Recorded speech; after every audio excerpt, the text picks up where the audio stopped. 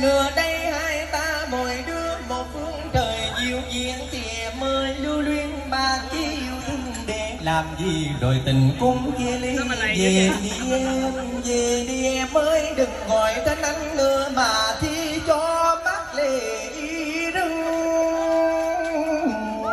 sâu.